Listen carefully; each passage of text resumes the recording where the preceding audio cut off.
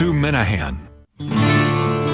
Welcome to Talk Cosmos, the show where Sue Rose Minahan and her panel of guests bring you leading-edge astrology conversations through a journey of soul growth patterns connecting astrology's energetic cycles. Get ready to understand your path in the cosmic roots of the stars.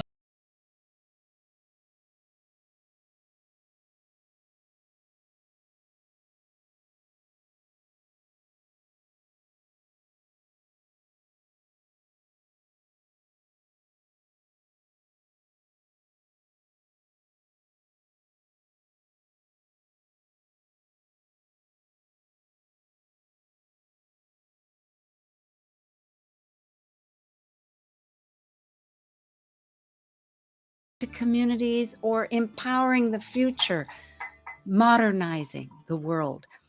And because Pluto, that regenerative planet of transformation, it impacts the world next March, leaving what we have been experiencing as earthbound Capricorn to enter the community-oriented, air-driven Aquarius. We had the Grand Conjunction just a couple of years ago. Now, a couple of years ago in December of 2020, heralding in 200 years of air energy when Jupiter and Saturn connect exactly at the same degree every 20 years, but it will be in air. So this Pluto in air is going to have a significant impact, which we'll find out more about today because I have a wonderful guest, Eric Meyers. He's an astrological counselor, teacher, lecturer, and author. And he holds an MA in Transpersonal Counseling Psychology from Naropa University in Boulder, Colorado. And Eric's a graduate, one of the many wonderful graduates of the Stephen Forrest apprenticeship, if I could say the word, apprenticeship program, one of the leading evolutionary instructional teachers of our astrological community, Stephen Forrest. And Eric seeks to add to the growing field of evolutionary astrology. I admire and appreciate that energy myself as a fellow eclectic fan and holder of evolutionary astrology myself for soul growth. Eric has many books. He's written 7. They include Elements and Evolution, Uranus, The Constant of Change, the Astrology of Awakening series. And his most recent book, which he might talk a little bit about later on, is The Spiritual Dimension of the Beatles. It's quite interesting. I've heard a wonderful talk that Eric did with the Las Vegas NCGR chapter with Carol Dimitrov a while back, and my voice is going. So I think it's just time to say, hi, Eric. Hi, Sue. Thanks so much for having me. Oh, it's a wonderful treat. I know we've been talking back and forth, and finally, as Mercury opens the path, we get a chance to connect. So Pluto in Aquarius, which has been long awaited. There's a big conjunction back in 65 that transformed, and we're still talking about, and the square back in 2012 to 15. But I know you have a lot to say, and whatever you'd like to begin, I'm eager to hear. Yeah, well, it doesn't move in until March, and then we've got that long transition when it retrogrades back to Capricorn a couple times. So it doesn't fully enter Aquarius until around the 2024 election. But it's, Pluto goes direct only in this month. We're now in October. So Pluto will go direct soon, and then it will hit Aquarius in March. So that's why I wanted to talk about this, because, I've been studying astrology since the 90s, and out of any astrological kind of ingress, Pluto moving to Aquarius is the one that I've been most kind of anticipating and excited about for 20-something years, and we're almost there. So talking about the meaning of this one, And also, I think we spoke about also remarking on Uranus going to Gemini and Neptune going to Aries, all within the next few years. We got big time collective shifts of consciousness that are going to be beginning soon. So there's many facets to Pluto and Aquarius. I know that we're going to touch on a few of them. But I do think that we might start by remarking on this completion of Pluto in Capricorn, which has been, wrapping up, since 2008. And the way I see that is, the patriarchal value system, the power consolidated with those in status or influence, and really the collapse of what I call domination consciousness. And that's what I believe we're seeing on the world stage right now in various ways. And all of this is to kind of clear the deck to empower, Pluto empowers whatever it touches, a much more progressive, modern kind of time frame that we're moving into. So a lot of people that I've been consulting with or conversing with, they are looking around saying, is this the way it's going to be now? Are we going to be in fascism and overturning women's rights of things that are, very indicative of years ago? And my answer is, well, we're at the very end of cleaning that stuff up. So just be patient. We're almost there. But not everything's going to just change the moment Pluto gets to an Aquarius. It's really there for almost 20 years. So it's a time frame of development over a few decades. But it does commence soon. So I wanted to begin with those thoughts. Oh, thank you, Eric. That's really introduces this whole epic adventure in thought, because it's air.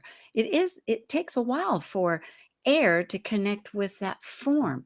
It's all in the imagination. It's going to go back into, well, that's not, I'm thinking of the outer planets, because there's so many dynamics happening right now. It's like one stepping stone with the next. Like we have this, just as an immediate stepping stone, there's the 2-degree solar eclipse coming up at the end of the month, when Libra and the Libra star point exiting out. And I'm not trying to go too far off. I know I do kind of grab tangents to pull in together. So I apologize. But I'm just saying that in retrospect of what you've said, it's a stepping stones. There's a pathway of little changes that are preparing us. That's what I'm saying before this March ingress. Maybe we can see the slides for a moment, Nathan. Yeah, thanks. Okay, because here we have Pluto in Aquarius. So it's 18 and a half years, near 20. And again, these are the exact times because it toggles. These big orbits, they're slow moving and they will retrograde back. So there will be a period when it goes back into Capricorn and then it goes back into Aquarius, and just the same when it exits. But there you see it. It goes in for good around right after the election in 2024, and then it's going to stay there to 2043, which sounds like a very long time from now. It does. So this is going to define, life on this planet for quite some time. And then after that, Pluto, of course, will go to Pisces for 20 years. So it's going to be in another transpersonal sign. So for many people, this is the rest of our lives. Pluto will be in the two most spiritual or transpersonal signs, Aquarius or Pisces. So I think the central point that we should make here is that there's always a spectrum to any astrological placement or configuration. And so in my view, I don't look at anything as, quote, good or bad. Everything partners with the consciousness that we bring to it on a broad spectrum. So being clear about that spectrum of how we might interact with Pluto and Aquarius, I think, is a good use of our time. And so on the darker side of the spectrum, well, It's pretty creepy, actually, is the word that comes up when I think of the dark Pluto in Aquarius. And I'll give you a couple examples. Aquarius has a lot to do with technology. And, the technological development is going to be quite empowered with Pluto and Aquarius. And then the darker Pluto facets of technology and the way it might shift life on this planet is probably going to be part of the mix. So what I'm getting at is, people might have relationships with machines, with computer systems, robots. I'm talking about like relationships. They're not just intimate, right? Yeah. Not only is technology going to be much more widespread, you're going to be talking to technology to get a cheeseburger at McDonald's, more so than a person or stuff like that. But, what worries me most is the dehumanization of human connection and feeling and intimacy. And this is the frightening dark side of Pluto and Aquarius. I think if people are having relationships with non-human, non-intimate things, it's going to create psychological disturbance, and it's going to not be healthy for many people. So that's one version. Now, another one is, Aquarius can be the rebel, rogue behavior. We have these lone gunmen that are shooting people up in shopping malls and stuff like that. Well, Pluto and Aquarius at the dark side is psychological snapping, with people, and rebellious, rogue, unpredictable, kind of untethered types of psychological trauma and lashing out is probably going to be there too. Yeah. And I might add, when the heart isn't connected, because it's that polarity point. I mean, it's not Aries, it's not Mars, but yet it is that disassociation of anything that has any affection, in the sense, because of numbness, because of the trauma. Yeah. And all of this. I just wanted to elaborate on that to support. Yeah. Unfortunately, that type of thing. But then the point is breakthrough with Aquarius, to be more involved with psychological integration and transformation. But things are going to come up, just like you mentioned in the 60s, the Uranus-Pluto conjunction. That combination is very similar archetypally, and it does evoke things from the underworld, Pluto, in order to awaken things, in order to work through it. But when we awaken things, we also might just be turbulent and play it out and have chaos with it. So these are things that are part of the mix. There's many other things that could be possible on the side.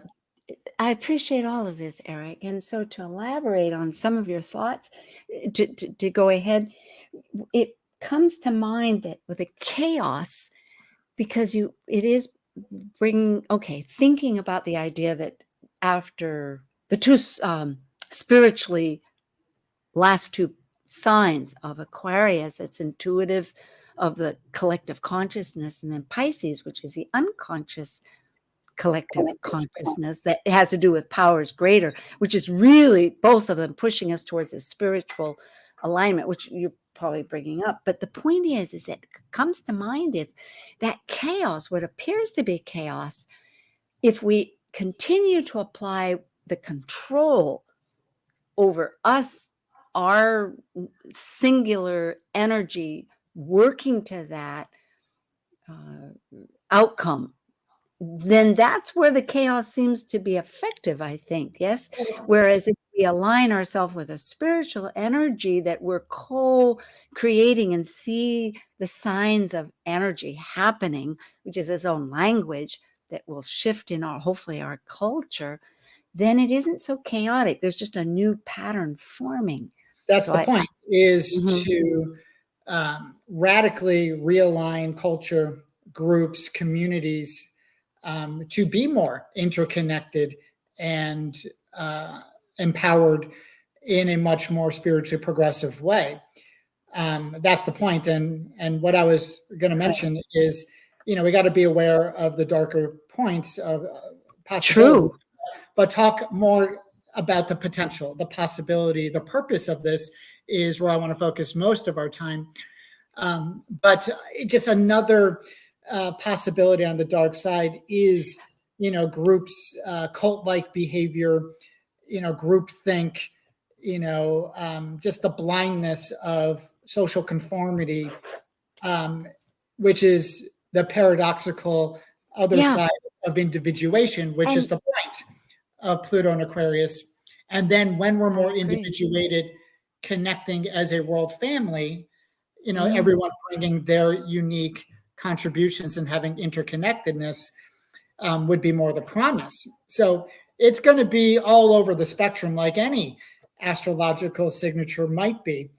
But yes, so let's talk more about what the purpose and the possibilities are. I appreciate, but I love all of this. I love the words that you're saying, world family. So often we said family of mankind, but world family. Oh, that's a great coinage. And also the promise. However, I am aware that of a spectrum, as you call it, and that's a good way of putting it, because there's good, bad, and ugly. There was a great movie about that, and it's true.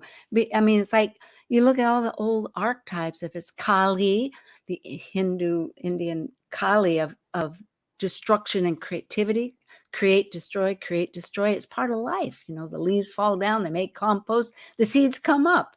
So it's something to be aware of. And I think that so I'll be interested in hearing the promise, because I think, wouldn't it, in my own thinking, it really does require the idea of the heart to align. But anyway, I'll ideally, go ahead. I mean, I would say that at the very top of the list of the purpose and the potential is, again, Pluto empowers whatever it touches. And astrology itself is, in my view, Aquarian.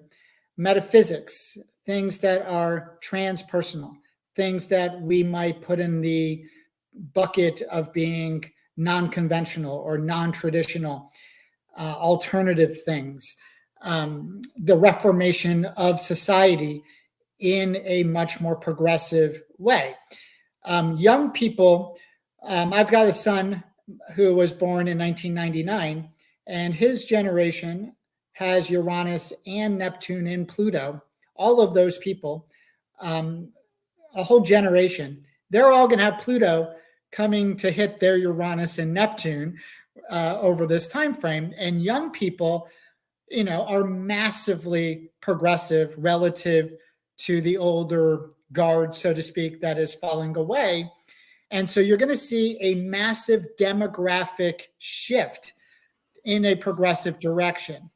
Young people are so much more pro-gay marriage or legalization of marijuana or many other more progressive types of tendencies or issues, more or less, a lot of Bernie followers, so to speak.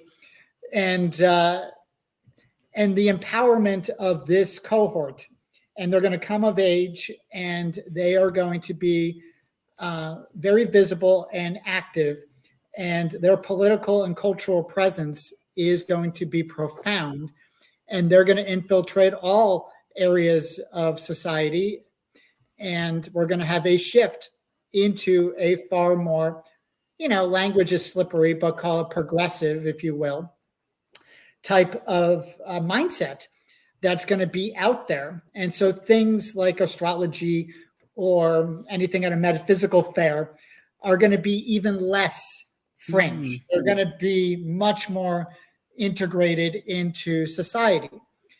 Now, furthermore, when you talk about Uranus going into Gemini, trine this, we have a complete revolution of thought going on here. So one of the things that I'm most excited about with this kind of collaboration is a return to sophistication or complexity or nuance. One of the things that has really kind of turned me off in recent times is the simplification of things, pop astrology or pop psychology, or people reading a Facebook post and thinking they're expert on something.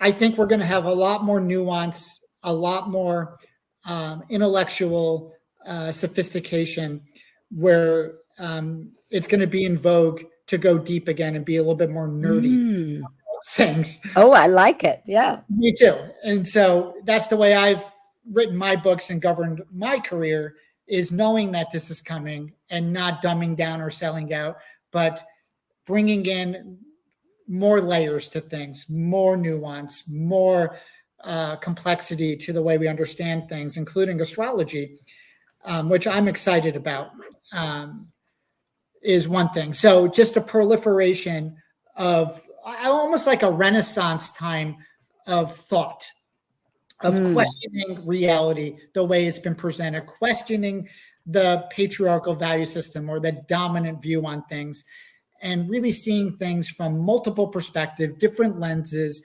more cultural assimilation and integration from different people, is really an exciting proposition to see potentially unfold. Diversity. It's very strong, as you mentioned, with having this outer planet, Uranus, of sudden changes going into its Gemini, which, because astrology also thinks of Mercury and Uranus as connected, that one is another strata or higher octave. It's often called that because octaves are equal, but one's a higher or lower. One maybe connects more inner with the Mercury of our daily. Of course, Mercury, Hermes, also connects the spirit of matter and spirit because of the whole mythology going back to Castor and Pollux. So really, it's going to be a powerful time. And as you mentioned too, always very strong with upcoming generations. It's a constant river of unity between people. Yeah, and I want to mention before we get ahead of ourselves, is Uranus still in Taurus? And yes, that's I will true. say this, that Uranus and Taurus has been a very valuable teacher for me personally, because what the central thing that I've learned with Uranus and Taurus, because I'm pretty mental sometimes and philosophical, is that when we are embodied, when we bring the energy down into the physical, into the embodiment, then we kind of secure ourselves in order to be receptive to other dimensions. So while Uranus is still in Taurus for a couple more years, my recommendation is to continue the embodiment practices, being a physical being and not doing the flight into, into the mind, because when Uranus gets to Gemini, it's going to be crackling up there and it's going to be potentially ungrounded and overly stimulating. So now is the time to stay grounded, to be embodied. And the more we can anchor things now, the more we're going to be conduits for all of this air, electrical, jazzy stimulation of Uranus and Gemini, trine Pluto and Aquarius, which will be going on for years. We're talking tightly trine for at least 8-9 years, and I think you have a slide about that. I do. We could bring that up, I guess, Nathan. Thank you. Here. So we go, they're an aspect. Thank you. We got it right on target here. Between this year. Well, that says Neptune. Yeah. Well, Uranus and Neptune together. So did we want to go ahead to the next one, Uranus and Gemini? But still, what comes to mind is, let's see, there was so much that came to mind. Oh, I know. The embodiment. We are a spirit embodied and for the purpose of all the great tools that this body has, which is emotional, which is creates a story and the dimension and the experience of everything we have. And it is for those of us. I mean, I am also pretty airbound and can get abstract, but that very much reminds me about what all of this is about, that we've had all this earth-based for 200 years with the grand conjunction, which has been very important. We've had technology that's advanced our capabilities, connecting around the world and improving, ideally, everything's ideal to some extent on the positive side, life quality as far as health and leisure or just basic needs, accessibility, all that. When you think of everything from the steam engine to the printing press to trains and planes and etc. But on the other hand, because Gesundheit, I'm with my partner here. That's all right. That was a good accent thought, right? So here we are with thought. How do you ground that? It's true. How do you make form out of it? So it's a good challenge. It's a good memory. Yeah, I was noting I think you might have had slides around Pluto and Aquarius. We have the Neptune slides up now, but it's okay.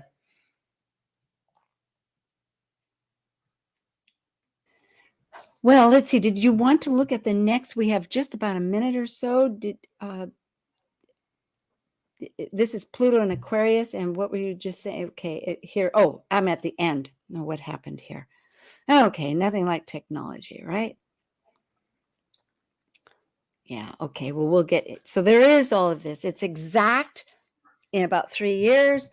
So then we'll really get the whole experience, but we'll get these little steps in between, and there'll be some kind of a energy. This is well, the point is that when we bring in Neptune moves to Aries, and it will be sextile both Uranus and Gemini and Pluto and Aquarius to make this really cool looking triangle in the sky. And that will be operable for several years as well. So it's really complicated with all of these factors, because you have all three outer planets all moving into a new sign around the same time and all in aspect to each other. So that brings in, and maybe after the break, we'll say a few things about Neptune and Aries, which is also really incredible and exciting and part of the mix as well. Aries point, yes, rebooting is so much from Pisces. It's going to be extraordinary. Well, thank you, Eric. This has really begun to be a great introduction into the future, Back to the Future, as we might say. It's a great movie. Mm-hmm. And I'm with Eric Meyers, and his he's Soul. What is your URL? Please tell us. Soul Vision Consulting. Yes, thank you. Soul Vision, that's without an S, Vision Consultant. And we'll be right back. It is October 2nd, and we're talking about Pluto and Aquarius with these big outer planets, Neptune and Uranus. Lots happening, always. Thank you. We'll be right back.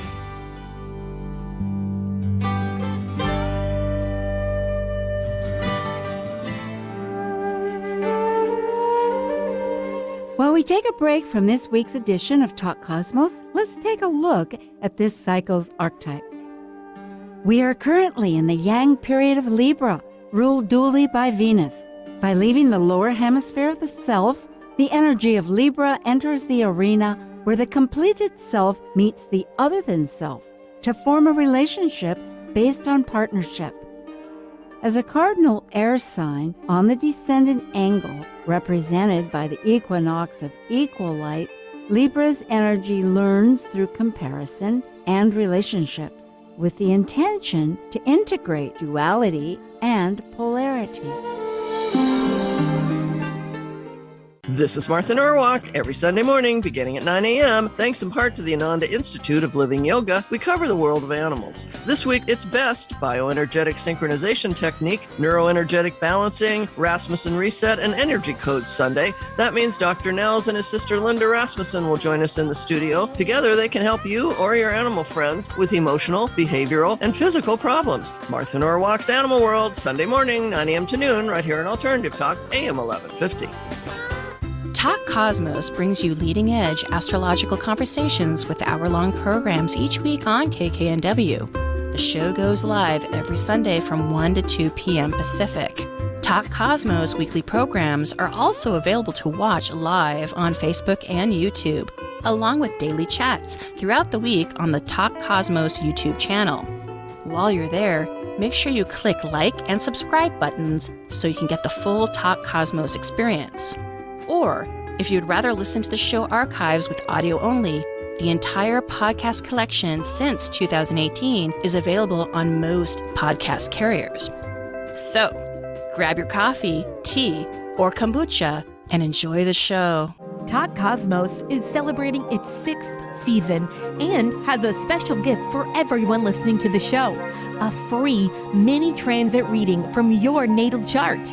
This reading can help you discover your life path forward and make you aware of current opportunities and challenges. Talk Cosmos Kaleidoscope Visions panel invites you to participate in this learning experience and to interact with the astrologers reading your chart in 2023 during the monthly Kaleidoscope Visions show.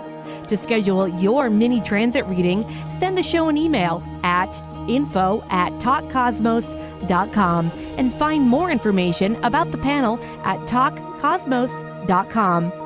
We look forward to connecting with you for a free natal chart mini transit reading with the Kaleidoscope Visions panel, scheduled every 4th Thursday of the month at 1 p.m. Pacific on Talk Cosmos. Bored with the other stations, hammering away on the same old talking points? Try Alternative Talk 1150 and get some variety. I love that. Well, hello, Eric, once again. And I guess before we begin, we talked about a little bit, what's your favorite book that you've written and what would you like to remind people about? Well, I mean, if that's an apt question. well, the Beatles project that I completed last year, was such a unbelievable immersion into that material for 4.5 to 5 years. And it's the largest book I've written. It's 500 pages, and it kind of consumed my life and my consciousness for many years. So if there are Beatles fans, that is an extremely comprehensive dive into not only who they are, but their message. There's a lot of things going on that I illustrate from beyond that I believe they were conduits. And the astrology points out what that might be. So my view is that what they did was more incredible, more meaningful, more of channeling from other sources than people might realize. So I had a lot of fun writing the Beatles book because it's completely different than my other books that were more kind of just astrology books on Uranus, on the elements. Astrology of Awakening is what I call my approach, and which is fun too, and those are valuable. But the Beatles book is my freshest, most recent book, and it was just a lot of fun. And yeah, thank you. I find this very appropriate because tying it in, which I love to do, find a pattern, but what an inspiration. It's passionate inspiration.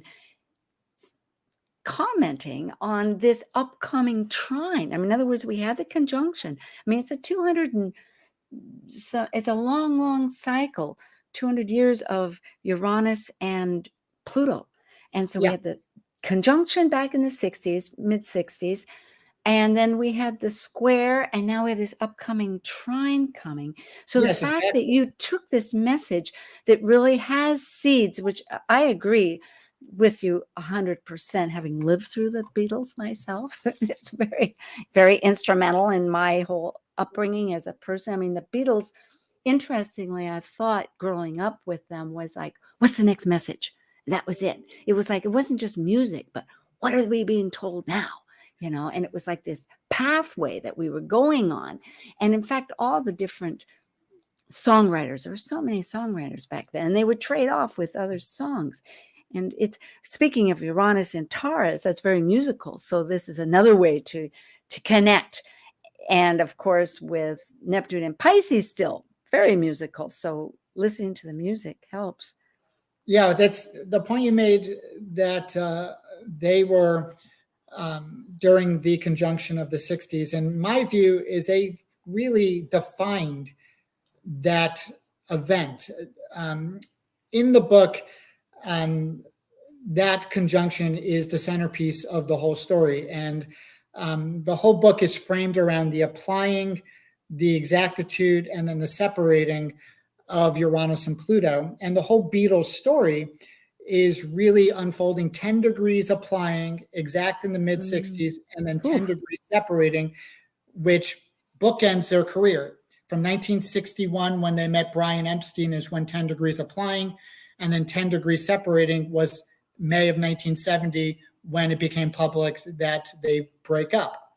And so one of the things that it's very important for people to understand is especially with the outer planets, you have to look at the applying and separating phases, even 10-degree orb for that conjunction.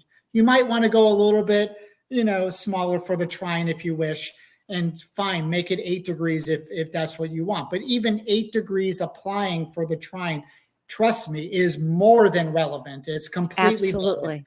And then I 8 agree. degrees separating after they're exact.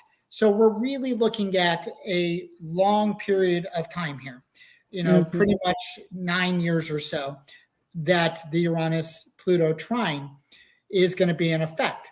So it is so long in duration that it's going to influence society for so many years that it's best not to look at as just an event, or when it's peaking. You really miss the evolutionary spirit or journey. This reminds me too, talking about cultural renaissance, and that it's the ideology of shifting from, again, the finite, which we see in a form, we can see it, we can touch it, is material, that material form, that we're in that huge transition to the process. It's really another, what you're saying is it, and I agree. I think as a culture, we'll start realizing the steps involved. I mean, just looking at our last couple of years, I feel like often we're all immigrants. We're immigrants having left one established culture that people took for granted one way or the other way, whether it was good, bad, or however you were figured into it.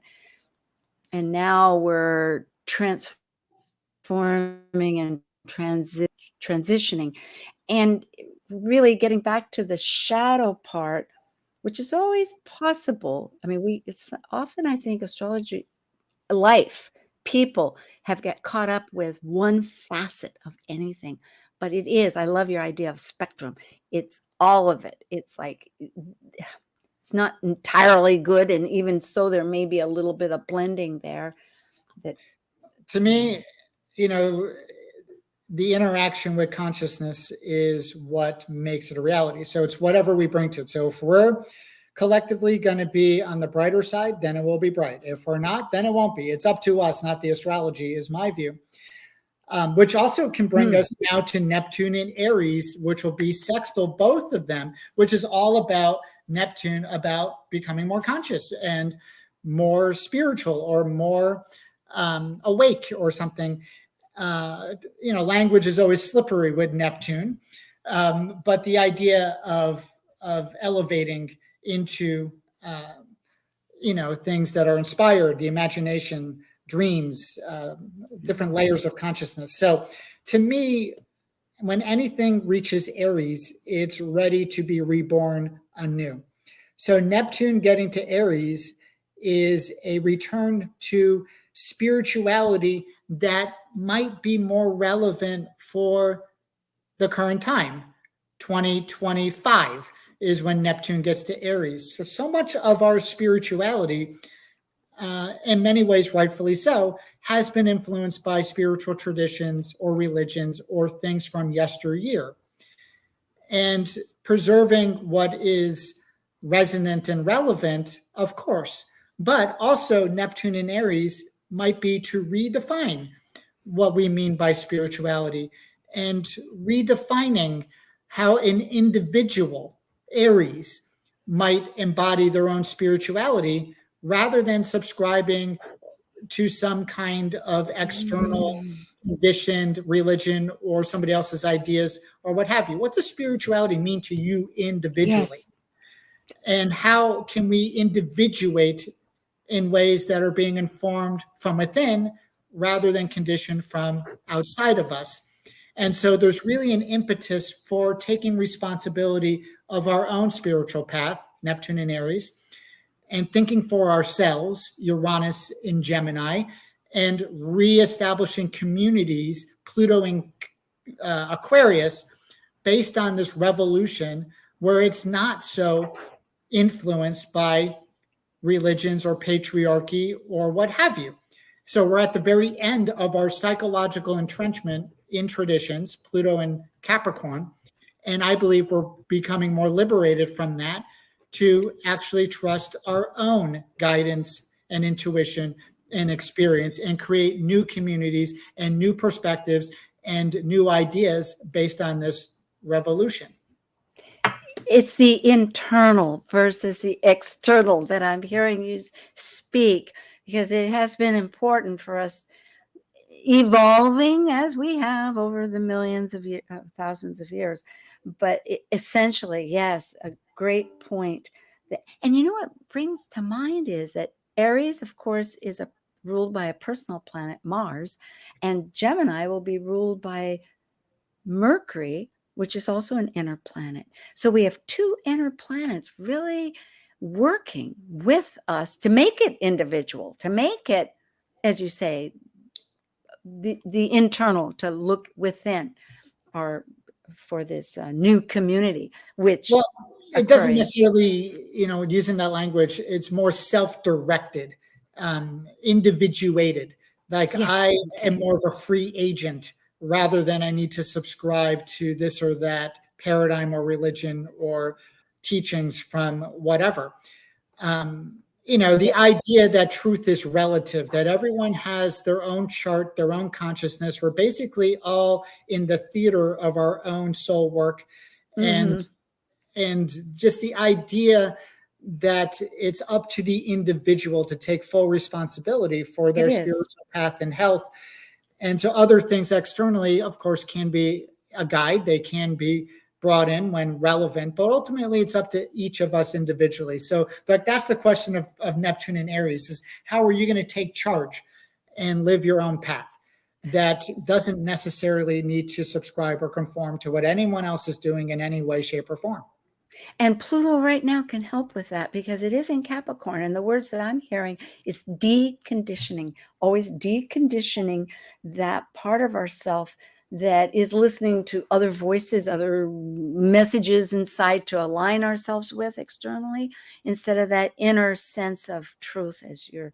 And then I also would be irresponsible if I didn't mention that, yes, there can be the mismanagement of this and people might be lost and confused. And if it's up to me and I don't know what the heck I'm doing, and, Uranus and Gemini could be confusion. Neptune and Aries can be, I don't know what the heck to do with my life. I don't know what it means to be on my own spiritual path. And so that's part of the work, is to figure these things out. But there can be confusion, misguided types of things, or people just throwing it all out the window and saying the heck with any of this. And that could be another version of finding many versions, many options. And right. So, it can go many, many ways. So, free will.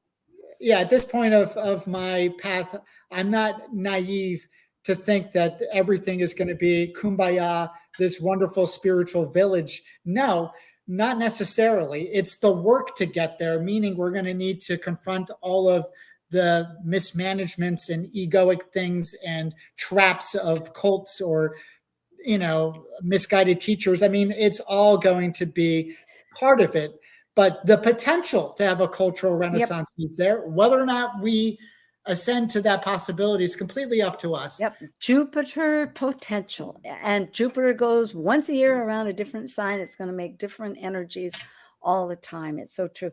And another word that comes to mind is accountability, because Capricorn, I mean, there's some advantages right now, becoming aware that there's like a new assignment ahead of us that's working in progress right now through some, energetic ways. And what is it to be accountable, which is a very Capricorn thing, of our own actions, to take responsibility so that we can recognize what we need to want to shift or change, or what we've been listening to that hasn't been working for us. I mean, it's all bringing it back home again.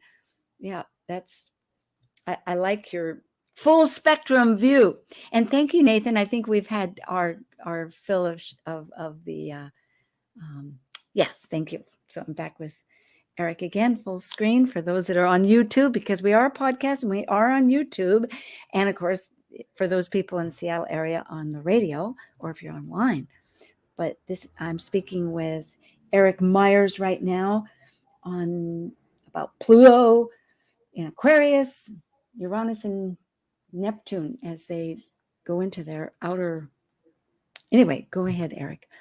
Well, I mean, some other things to mention is, with Uranus and Gemini, is such a signature of new developments.